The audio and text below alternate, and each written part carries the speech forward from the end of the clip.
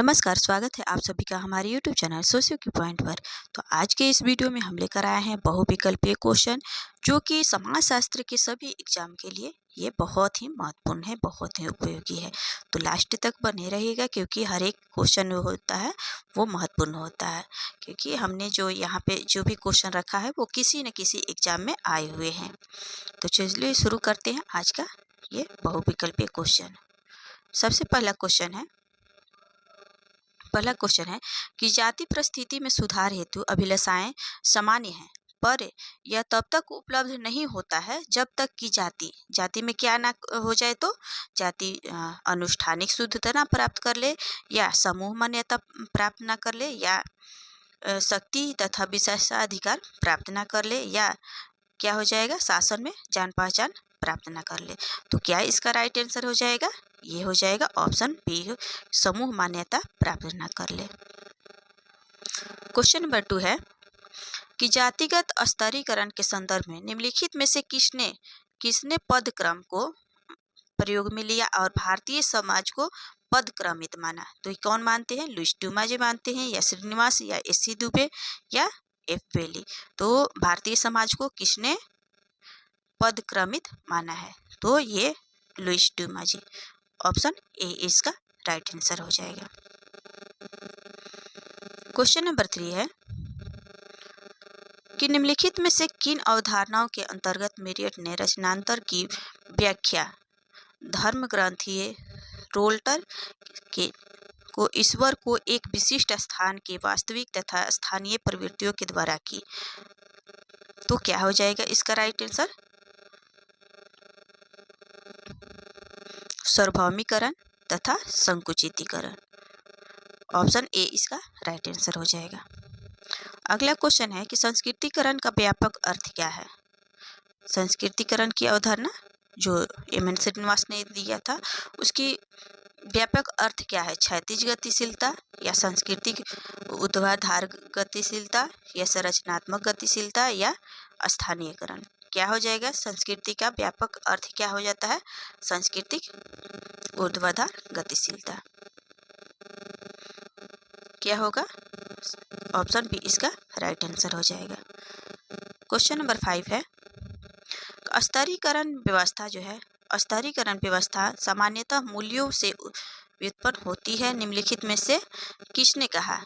Kingsley Davis, टालकट Parsons, Tumin, या Michael young? तो क्या हो जाएगा? ये किसने माना है? तो ये टालकट पार्सन्स। ऑप्शन बी इसका राइट आंसर हो जाएगा। क्वेश्चन नंबर 6 है कि सामाजिक स्तरीकरण के अध्ययन के लिए मैक्स वेबर का उपागम निम्नलिखित में से क्या है? सामाजिक स्तरीकरण के अध्ययन के लिए मैक्स वेबर का उपागम क्या है? एकल उपागम, द्विआयामी, या त्रियामी, या चतुर्थयामी? तो क्या हो जाएगा इसका राइट आंसर? इन्होंने त्रिआयामी उपागम अपनाया है, तो ऑप्शन सी इसका राइट आंसर हो जाएगा। क्वेश्चन नंबर 7 है कि सामाजिक स्तर से अभिप्राय अनेक ऐसे व्यक्तियों से है जिनका अपेक्षित क्या होता है? समान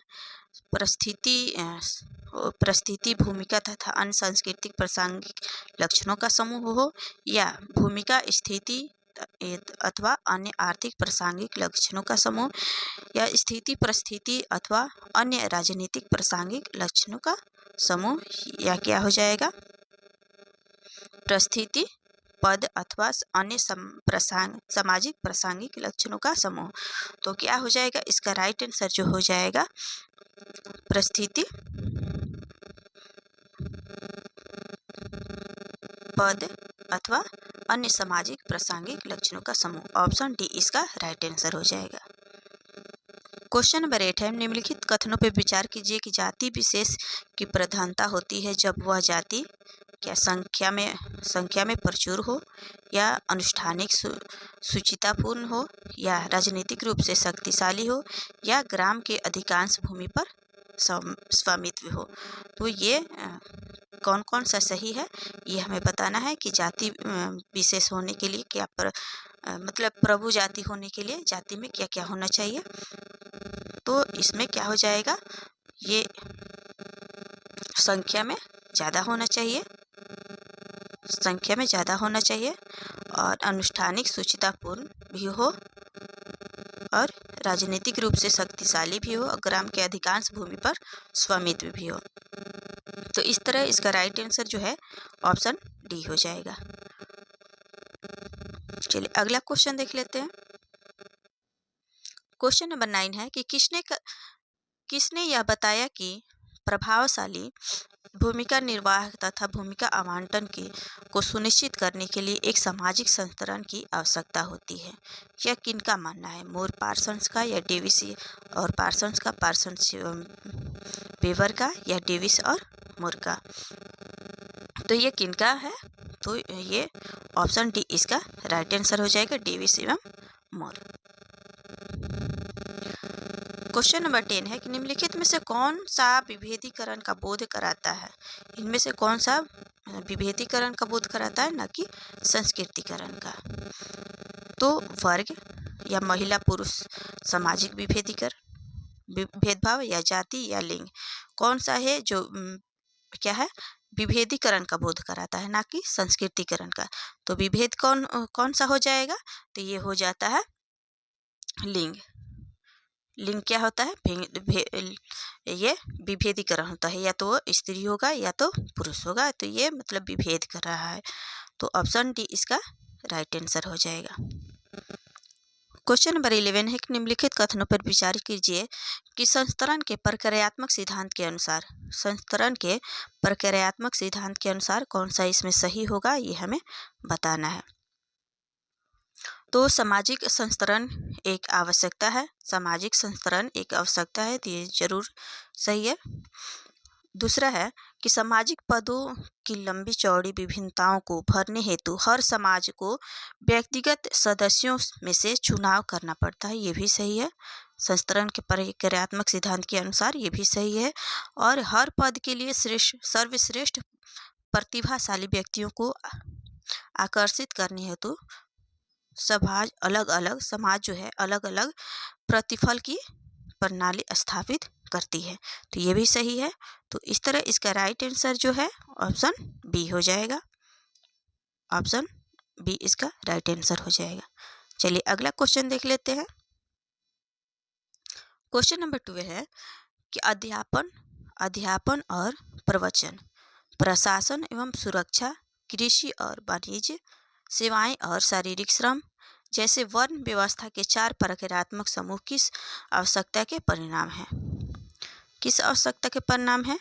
तो सामाजिक जीवन शैली के आधार पर विभाजन का, या महिला पुरुष में सामाजिक भेदभाव के आधार पर ये विभाजन होता है, या सामाजिक श्रेणियों के आधार पर ये विभाजन होता है, या श्रम के आधार पर ये विभाजन होता है? तो किस में होता है? ये हो जाता है श्रम के आधार पर विभाजन। श्रम के आधार पर विभाजन। चलिए अगला क्वेश्चन देख लेते हैं। क्वेश्चन नंबर 13 है कि पारंपरिक भारतीय समाज में उस व्यवस्था को जिसके आधार पर यह अपेक्षा होती है कि प्रत्येक जाति समूह अन्य जाति समूह को एक मानवीकृत सेवाएं प्रदान करेगा, उसे कहते हैं जमींदारी व्यवस्था कहते हैं, या तीन कठिया व्यवस्था कहते हैं, वर्ण व्यवस्था कहते हैं, या जजमानी व्यवस्था कहते हैं। तो इसमें क्या इसका राइट आंसर हो जाएगा, जिससे यह माना जाता है कि प्रत्येक जाति समूह अन्य जाति समूहों के कुछ न कुछ मानवीकृत सेवाएं प्रदान करते हैं, तो उसमें क्या हो जाता है? जजमानी व्यवस्था। उसे क्या कहते हैं? जजमानी व्यवस्था। ऑप्शन डी इसका राइट आंसर हो जाएगा। क्वेश्चन नंबर 14 है कि सबसे पहले प्रभावी जाति की अवधारणा विकसित की गई। प्रभावी जाति की अवधारणा किसने दिया? N.K. बोस ने, आंद्रे बेते ने, या M.N. श्रीनिवास, या S.C. दुबे। तो प्रभावी जाति, प्रभु जाति दोनों एक ही हैं। तो प्रभु जाति की अवधारणा किसने दिया था प्रभावी जाति का? तो M.N. श्रीनिवास। चलिए अगला क्वेश्चन देख लेते हैं। क्वेश्चन नंबर 15 है कि मैक्स वेबर के अनुसार एक ही वर्ग के सदस्यों का जीवन तरीका सामान्य होता है। बी ऑप्शन है कि वर्ग के सदस्यों का जीवन अवसर जो है सामान्य होता है। सी है कि वर्ग के सदस्य एक ही परिस्थिति समूह से संबंधित होते हैं। और डी है कि परिस्थिति समूह एक ही वर्ग से संबंधित होते हैं। तो मैक्स वेबर के अनुसार जो एक ही वर्ग है वो क्या होता है, ये होता है जीवन स्तर के आधार पर क्या हो जाता है कि जीवन स्तर जो अवसर है सामान्य होता है। तो ऑप्शन बी इसका राइट आंसर हो जाएगा कि एक ही वर्ग के सदस्यों का जीवन अवसर सामान्य होता है। चलिए अगला क्वेश्चन देख लेते हैं। क्वेश्चन नंबर 16 है कि निम्नलिखित कथनों पर विचार कीजिए, इसमें से बताना है मार्क्स के अनुसार कौन कौन सा सही है। तो पहला है कि मार्क्स ने वर्ग निहित तथा वर्ग के लिए में भेद किया है, तो ये सही है। बी है कि मार्क्स ने वर्ग तथा परिस्थिति समूह में भेद किया है, तो ये तो नहीं है। और तीसरा दिया हुआ है कि मार्क्स ने पूंजीपति तथा सर्वहारा में विभेद किया है, तो जरूर किया, ये भी सही है। मार्क्स ने उत्पादकता के संबंधों तथा उत्पादकता के साधनों में विभेद किया है, तो ये भी सही हो जाएगा। तो इस तरह इसका राइट आंसर जो है पहला, तीसरा और चौथा हो जाएगा। ऑप्शन बी इसका राइट आंसर हो जाएगा। क्वेश्चन नंबर 17 है, कार्ल मार्क्स के अनुसार वर्ग की सदस्यता निर्भर करती है। वर्ग की सदस्यता किस पर निर्भर करती है? शक्ति पर, प्रतिष्ठा पर, उत्पादकता के साधन पर या उत्पादकता के संबंधों पर।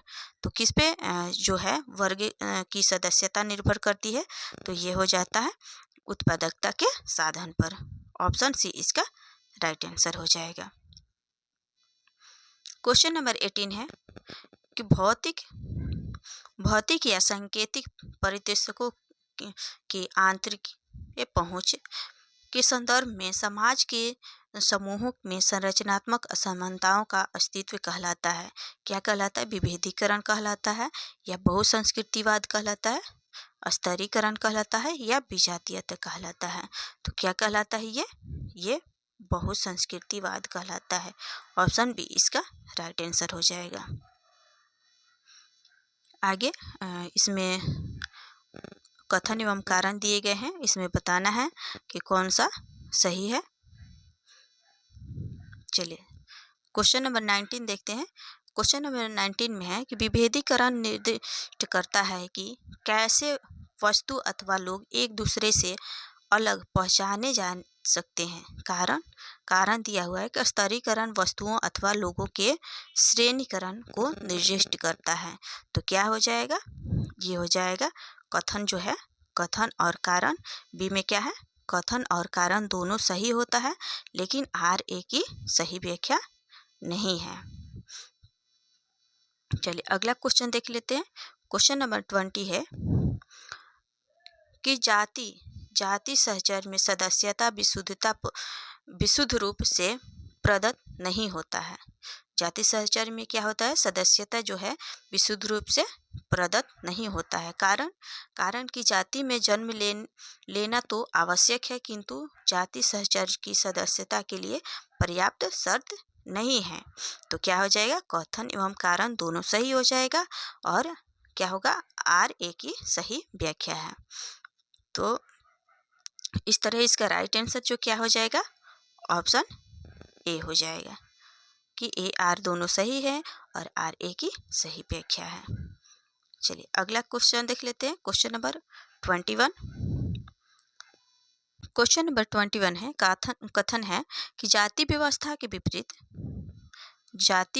के विपरीत जो कि शुद्धता प्रदूषण के सिद्धांत पर आधारित है, संपदा व्यवस्था कानून पर आधारित है। कारण कि जाति व्यवस्था के विपरीत सोपानिक संपदा व्यवस्था को अभिलाषित करने वाली विशेषता नहीं है। तो क्या है? ये सही है, परंतु आर जो है क्या है? गलत है। तो इस तरह इसका राइट आंसर क्या हो जाएगा? राइट आंसर ऑप्शन सी हो जाएगा कि ए सही है, परंतु जो है आर गलत है। चलिए अगला क्वेश्चन देख लेते हैं। क्वेश्चन नंबर 22 है, संस्कृतिकरण की संकल्पना घनिष्ठ रूप से संबंधित है। किससे संबंधित है? संस्कृतिकरण जो है किससे संबंधित होता है? संदर्भ समूह की संकल्पना से, या प्राथमिक समूह की संकल्पना से, हित समूह की संकल्पना से, या तृतीयक समूह की संकल्पना से। संस्कृतिकरण किससे घनिष्ठ रूप से थोड़ा घनिष्ठ रूप से संबंधित होता है? तो ये हो जाता है संदर्भ समूह की संकल्पना से। ऑप्शन ए इसका राइट आंसर हो जाएगा। ऑप्शन ए इसका राइट आंसर हो जाएगा। चलिए क्वेश्चन नंबर 23 यह है कि जिन व्यक्तियों में निम्न प्रदत्त और उच्च साधित परिस्थितियों का संयोजन होता है, वे प्रायः दबावपूर्वक क्रिया करते हुए अपनी प्रसाधित परिस्थिति पर बल देने का प्रयास करते हैं। इस संकल्पना को क्या कहते हैं? इस संकल्पना को कहते हैं परिस्थिति असंगति।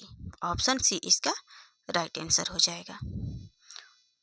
क्वेश्चन नंबर 24 है कि एक जाति प्रबल जाति तब बन जाती है जब वह अन्यों पर प्रधानता प्राप्त करे और संख्या के साथ साथ क्या हो, उसमें आर्थिक एवं राजनीतिक शक्ति हो, या सामाजिक एवं आर्थिक शक्ति हो, या धार्मिक एवं आर्थिक शक्ति हो, या राजनीतिक एवं सामाजिक शक्ति में वो मतलब ज़्यादा रहे।